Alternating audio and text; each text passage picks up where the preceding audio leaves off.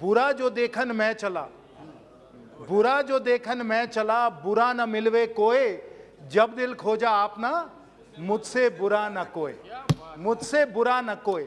महंगाई देखने ये चले थे, महंगाई देखने ये चले थे, इन्हें महंगाई कहीं मिली नहीं, लेकिन अगर अपने अंदर देखेंगे तो वहां आपको दिखने को मिलेगा कि अगर हमें चिंता महंगाई की कहीं भी करनी है तो उनके राज्यों में करनी है। और ये सब मैं थोड़े विस्तृत रूप से मैं समझाने की कोशिश करूंगा। आपने महंगाई की बात की, आपने गरीबों की बात की, आपने कई आंकड़े प्रस्तुत किए, आपने ये भी कहा कि आंकड़ों से पेट नहीं भरता। सुप्रिया सूले जी ने, माननीय सदस्य जी बहुत वरिष्ठ सदस्य हैं, और बिल्कुल सही कहा उन्होंने कि आंकड़ों से पेट नहीं भरता है। मैं बताता हूं पेट कैसे भरता है। मैं जाता हूं पेटो पंचायत, मैं जाता हूं रामपुर पंचायत, मैं जाता हूं देहर पंचायत, मैं सब अपने जिले के पंचायतों में घूमता हूं और मैं वहां जाता हूं तो वही गांव देहात के लोग कह रहे हैं कि हमारा पेट माननीय सरकार, माननीय मोदी जी ने भरा है, क्योंकि आज हर कोई को, और इतने महीनों से, इतने सालों से कोविड का जब यह आपदा आई, हम लोगों ने गरीब कल्याण योजना के तहत सबको मुफ्त अनाज खिलवाया और उनको जो जो उनकी ज़रूरतें थी वो हम लोगों ने उनको प्रावधान उनको हम लोगों ने करवाया है।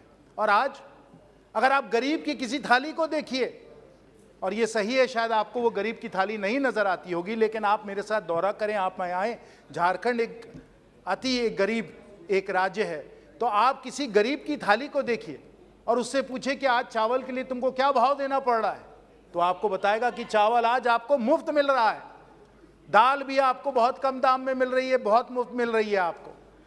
अगर आप देखें कि सब्जी जो पहले 10-15 रुपए की मिला करती थी, आप जाकर हाट में, बाजार में, हाट में लिया करते थे, आज भी वो सब्जी 8 साल के बाद आपको जो 10-15 रुपए की मिल रही थी, ज़्यादा 15-20 रुपए की मिलती है सीजन में।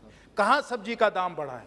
आप अंडा का दाम देख लें, आप आटा का दाम देख लें, दूध का दाम देख लें, हर वस्तु पे जो कंट्रोल इस सरकार का रहा है वो अतुल्य रहा है और अकल्पनीय रहा है। आपके समय ये बिल्कुल नहीं हो पाया। तो आज गरीब की थाली आंकड़ों से नहीं साथियों, आंकड़ों से नहीं, आज वो गरीब की थाली जो है वो वस्तुओं से भरी है, उसका पेट उनसे ही भरा जा रहा है, वो हम लोग भर रहे हैं। से माननीय प्रधानमंत्री जी ने हमें बताया है, सिखाया है कि रेवड़ी वाले भी बहुत सारे लोग हैं, रेवड़ी वाले भी बहुत सारे लोग घूम रहे हैं इस देश में। आप कलकत्ते से आपका आना जाना है, आपको मालूम है कि वहां संदेश भी दिए मिले जा रहे हैं, रसगुल्ला भी दिया जा रहा है, मिष्टी दोई भी दी जा रही है। ये रेवड़ी वाले बहुत हैं। राजस्थान में भी हमारे कई सारे मित्र हैं, मीना जी हैं, आपको मालूम है कि वहां जयपुर में भी चूरमा बनाया जा रहा है और घी और उसमें शक्कर डाला जा रहा है। रोटी उसको चूर चूर के चूरमा खिलाया जा रहा है। और दिल्ली